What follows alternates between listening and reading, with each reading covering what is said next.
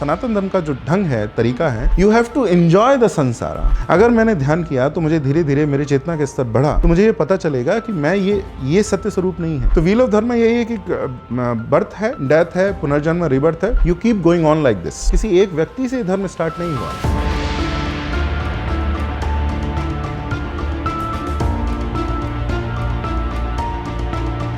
Namaste and welcome to our podcast. Today we have with us Mr. Pankaj Saxena, who is a scholar, an author, a cultural historian who has documented nearly 400 Hindu temples across India. Hello sir, नमस्ते। नमस्ते। तो पहले तो आप हमें बताइए सनातन धर्म के बारे में। अगर एक नॉर्मल कोई इंसान है, लेमैन व्यू में, how will you break it down अगर सिंपलर टर्म्स में आपको सनातन धर्म के बारे में बात करना है? सनातन धर्म की बात आती है तो जो हम भारतवर्ष की कल्पना करते हैं, भारतवर्ष के अंदर जिस धर्म जो विकसित हुआ और जिस धर्म को पूरे भारत के एक एक कोने में फैलाया गया, अखंड भारत की बात करें, उसको हम सनातन धर्म कहते हैं। सनातन का अर्थ बहुत साधारण है, जो शाश्वत है, जो सदैव चला आया, इटर्नल ट्रेडिशन। इसको अंग्रेज़ी में अगर आप अनुवाद करें, डेविड फ्रॉली जो पद्म भूषण हैं, जिन्होंने, अब वामदेव शास्त्री उनको कहा जाता है, वे अमरीकी थे, हिंदू बने और बहुत सारे उन्होंने अच्छी पुस्तकें लिखी हैं। उसमें एक बुक हिंदू धर्म के ऊपर लिखते हैं। तो सनातन धर्म the eternal tradition is how he translates, और इसी तरीके से आप उसको अनुवाद भी करेंगे जो उसका निकटतम अनुवाद होगा। तो इटर्नल ट्रेडिशन जो सदैव था, इसका अर्थ क्या है कि बहुत आसानी से, सरलता से आप इसको तुलना कर सकते हैं दूसरे जिनको हम रिलीजन या मजहब बोलते हैं, जो किसी एक डेट में स्टार्ट हुए, किसी एक दिनांक को, एक दिन उनका आरंभ हुआ, किसी एक व्यक्ति के द्वारा आरंभ किया गया, उसके जन्मदिन से, अथवा उसको जब भगवान ने कुछ, ईश्वर ने जब उसको कुछ वही या कुछ रिविलेशन किया, तब से वो स्टार्ट मानते हैं। तो ऐसे ही जैसे इस्लाम, क्रिश्चियनिटी, जुडाइज़म, आप ऐसा स्टार्ट मानेंगे। परंतु जो भारत का जो सनातन धर्म है, अथवा जो चीन में भी आप जाएंगे, तो चीन के उनके जो स्वयं के धर्म है, उनकी कोई एक स्टार्ट डेट नहीं है, वो शाश्वत है। मतलब ये कहते हैं, हम भी कहते हैं कि देवता तो सदैव, देवता ने इस सृष्टि की रचना की है। तो हमने धर्म को नहीं, किसी एक व्यक्ति से धर्म स्टार्ट नहीं हुआ। तो इसमें ऐसे भी बोला जाता है हिस्टोरिकल रिलीजन और अहिस्टोरिकल रिलीजन। हम अहिस्टोरिकल हैं, उसका अर्थ ये है कि हम इतिहास को हमने लिखना तो बाद में आरंभ किया, उससे बहुत पहले से ही। और पहले का अर्थ है कि जब से हम मानव जीवन हमने संभाला और हमें चेतना हुई और एक समाज की तरह हुई, तब से यह धर्म चला आ रहा है। तो उसको हम सनातन धर्म के, सनातन इसलिए हम शब्द का प्रयोग उसमें सदैव करते हैं, ये स्ट्रेस करने के लिए कि किसी एक दिनांक पर ये स्टार्ट नहीं हुआ, एक डे पर स्टार्ट नहीं हुआ, या एक डे या किसी पर्टिकुलर डेट पर स्टार्ट नहीं हुआ। उसका अर्थ एक और है, जिस तरह से ये कोई एक दिन नहीं है जब वो आरंभ नहीं हुआ, उसी तरह से इसका अंत भी नहीं है। तो शाश्वत है, शाश्वत चलता रहेगा, सदैव से था, सदैव चलता रहेगा। तो एक उसको कहने का अर्थ ये है। अब उसके कुछ धड़े हैं कि उसका होने का अर्थ क्या है, कि ये रिलीजन तो निश्चित नहीं है। तो एक बहुत मेरे गुरु तो ये कहते हैं कि बहुत बड़ा एक दुर्भाग्यपूर्ण अनुवाद जो हमारे संविधान में हुआ, कि हमने हिंदू धर्म को और सनातन धर्म, अभी अब कुछ उसमें हिंदू धर्म, सनातन धर्म सिनोनिमस आप कह सकते हैं। हिंदुइज्म में नहीं प्रयोग करना चाहता, क्योंकि इज़म से आइडियोलॉजी हो जाती है, विचारधारा हो जाती है।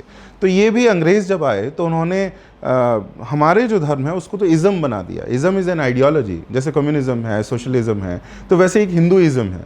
तो ऐसा नहीं था। तो लेकिन अगर हिंदू धर्म आप बोलें तो सनातन धर्म के समकक्ष आप कई उसमें बोल सकते हैं। एक उसमें अंतर है, मैं वो बाद में बताता हूँ। परंतु अगर सनातन धर्म की हम बात करें तो कि उसके मुख्य वे ऑफ लाइफ हम कहते हैं, it is a way of life. ये बिल्कुल सही है, जीवन जीने की पद्धति वो है, पर उसका अर्थ ये नहीं है कि इसमें कोई नियम नहीं है।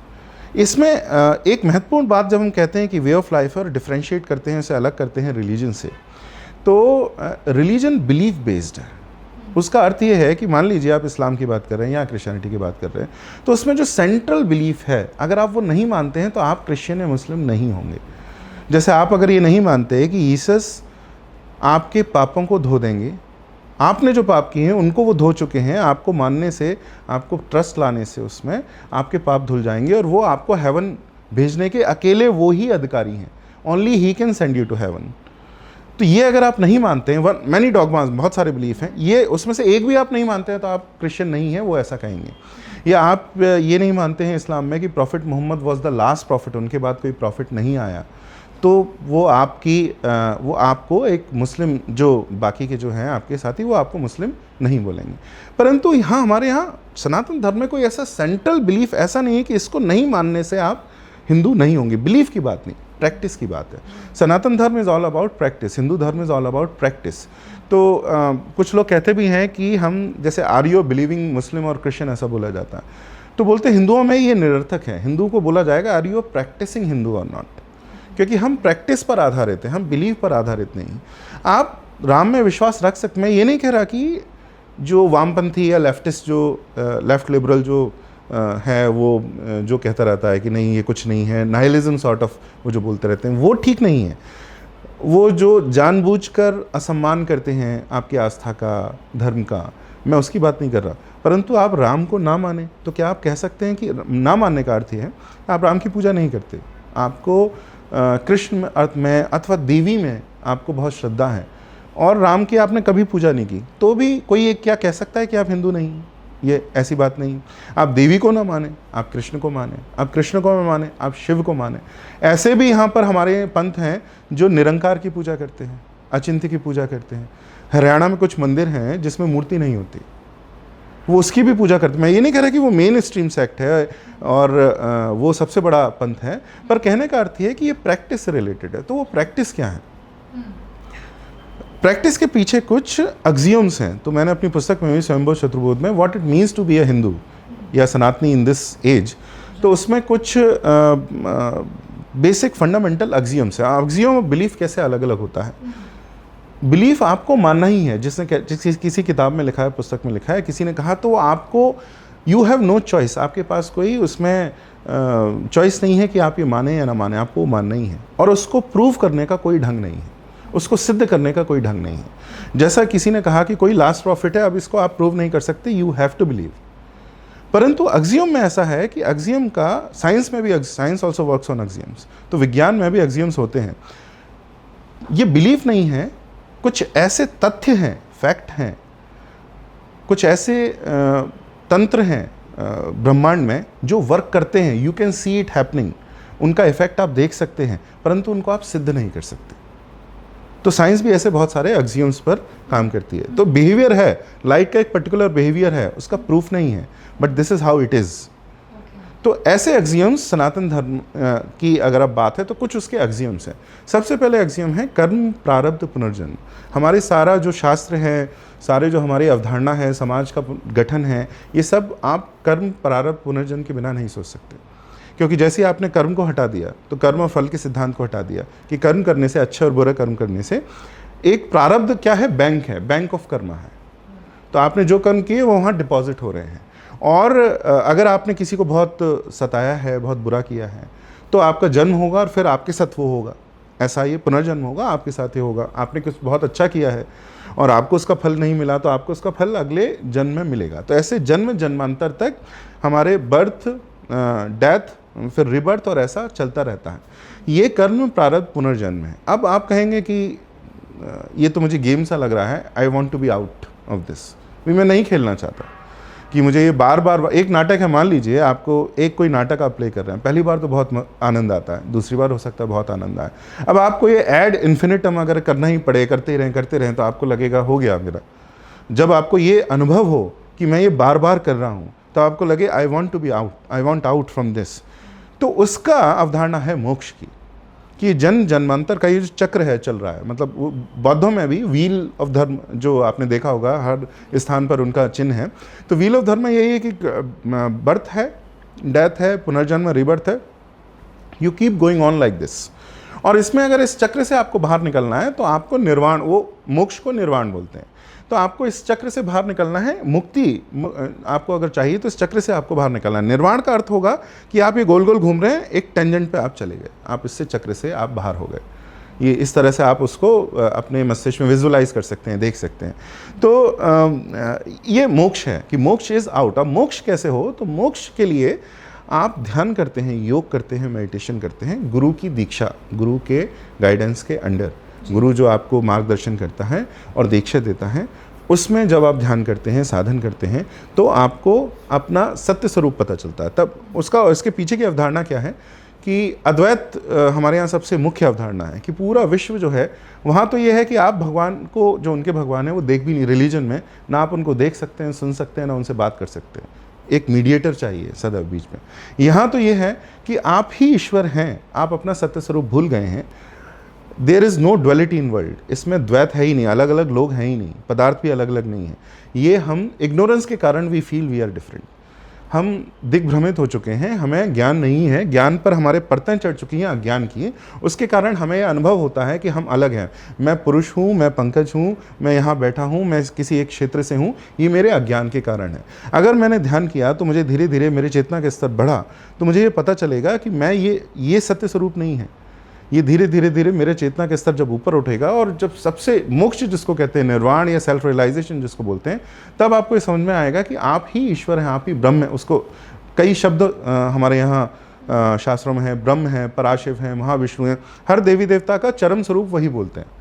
तो हर ग्रंथ में आप पढ़ेंगे तो उनका चरम स्वरूप ले जाएंगे, वहीं पर आपको ले जाएंगे। तो वो ब्रह्म है, आप ही ब्रह्म है। ये आपको जब रियलाइजेशन होगा तो फिर इसमें जब ड्वेलिटी ही नहीं बचेगी, द्वैत ही नहीं बचेगा। मैं द्वेष किससे करूं, मैं घृणा किससे करूं, जब कोई और है ही नहीं, जब एक ही चेतना है, सुप्रीम कॉन्शियसनेस ही है। ये सब जड़ पदार्थ है, चेतना से ही नीचे आया है। हमारे यहाँ डिसेंट ऑफ कॉन्शियसनेस बोलते हैं कि एक कॉन्शियसनेस है, व्हेन इट डिसेंड्स, तब जाके वो अलग अलग व्यक्ति, पदार्थ और ब्रह्मांड, ये सब इसकी रचना होती है। कश्मीर शैव दर्शन, हाँ मैनिफेस्टेशन होता है। सांख्य में भी यही दर्शन है, जो हमारे षट दर्शन में बड़ा मुख्य जो दर्शन है, सांख्य में भी यही अवधारणा है। और फिर कश्मीर शैव दर्शन और बहुत सारे ऐसे जो हमारे दर्शन है, कई उसमें यही अद्वैत की अवधारणा को उसको आगे ले गया। अद्वैत वेदांत में भी यही अवधारणा है। तो इसके लिए कहा जाता है कि समाज का ऐसा गठन करें जिसमें, अब इसका अर्थ ये नहीं है कि कई लोगों को लगता है कि ये तो आप ऐसी बात कर रहे हैं कि इतना आध्यात्मिक तो कितने लोग होते हैं। तो ये सनातन धर्म को पता है। मेरे गुरु कहा करते थे, सनातन धर्म में एक मैं जब छोटा था उससे भी पहले एक होल्डॉल करके आया करता था। तो जिस तरीके से ये जो सॉकेट्स हैं, तो पहले घर में बहुत सारे, क्योंकि बिजली का जो कनेक्शन है वो हर स्थान पर ऐसा इतना सुंदर बिजली के कनेक्शन छोटे नगरों में तो नहीं हुआ करते थे। तो एक बोर्ड आया करता था जिसमें बल्ब भी होता था, जिसमें सारे सॉकेट्स होते थे, पंखा वंखा सब कुछ है, और इस तरह के होल्डॉल कई उसमें होते थे। तो सनातन धर्म को वो बोलते हैं होल्डॉल हैं। तो इसमें सबके लिए स्थान है। ऐसा नहीं है कि जो बहुत स्पिरिचुअल है, बहुत आध्यात्मिक है, उसके लिए है। इसमें सबके लिए उपदेश है। किसी को केवल 5 मिनट अगर अगरबत्ती करने जितनी भक्ति है सुबह, उसके लिए भी स्थान है। कोई अगर रस बहुत ले रहा है, किसी को नृत्य बहुत पसंद है, डांस में बहुत उसको इंटरेस्ट है, तो हमारे यहाँ, और ड्रामा में बहुत इंटरेस्ट है, नाट्य में बहुत इंटरेस्ट है, तो हमारे यहाँ नाट्य शास्त्र लिखा गया, जिसमें उसमें आप एंगेज करें, उसकी विज्ञान जो है वो पूरा गहराई तक गया। परंतु अंत में वह ऐसा विज्ञान है कि नाट्य और नृत्य के द्वारा ही आप चेतना के ऊंचे स्तर पर जाएंगे। आप धीरे धीरे मोक्ष की ओर अग्रसर होंगे, क्योंकि रस की अवधारणा नाट्य शास्त्र में रस, नवरस की बात है। जो नवरस है, नाट्य भरत मुनि नहीं इसको उल्लेख करते हैं, कमेंटेटर बात के उल्लेख करते हैं।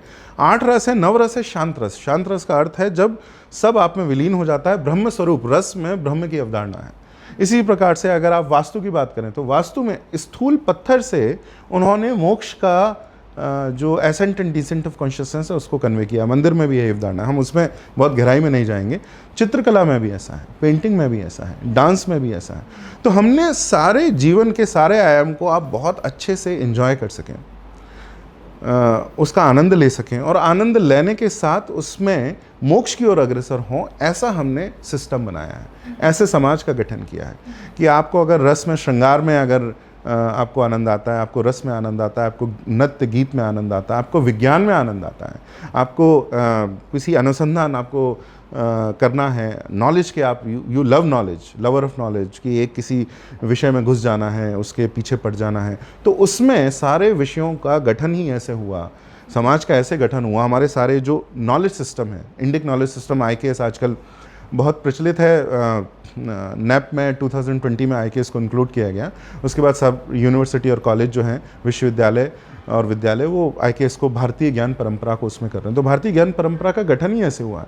आप कोई भी विषय पढ़ें, अंत में वो अद्वैत पर पहुंच जाएंगे, ज्ञान पर पहुंच जाएंगे। कहीं से भी आप आरंभ करें, यहाँ तक कि आप सोचिए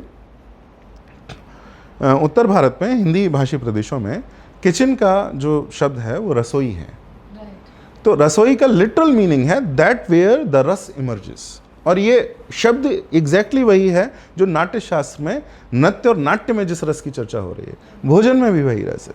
तो आपको भोजन भी पसंद है तो भोजन के द्वारा भी आप ब्रह्म तक पहुंच सकते हैं, आप चरम तक पहुंच सकते हैं।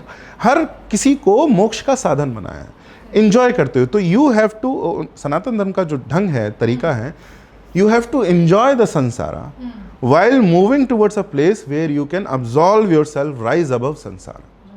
तो ये ना तो एक सिंबल भी है, गंड भैरोन करके एक हमारे यहाँ एक कर्नाटक में कुछ जो राजवंश थे उनका प्रयोग भी करते थे। तो एक ईगल है जो दो ओर देख रहा है, एक संसार की ओर, एक संसार से विमुख। तो हमने दोनों को ध्यान रखा है, संसार को नेग्लेक्ट नहीं किया। जब बौद्ध धर्म की आप बात करते हैं तो वो अनंता, वो शुद्ध ज्ञान की ही बात करते हैं, वो अद्वैत और ज्ञान की है, वो भी ज्ञान की, उसमें वो भी चरम पर है। जैसे आपको अपने उपनिषद में जो ज्ञान मिलेगा, बौद्ध धर्म में भी इस प्रकार का ज्ञान आपको प्राप्त होगा। परंतु समाज क्या करे, अगर मुझे इतना नहीं समझ आता और मुझे नृत्य में आनंद है, मुझे साहित्य अच्छा लगता है, मुझे कला अच्छी लगती है, तो क्या मेरे लिए स्थान है? तो उनके पास उत्तर नहीं है। परंतु सनातन धर्म में इन सब का भी उत्तर है। There's so much more we need to uncover about Sanatan Dharma. Stay tuned for our next episode.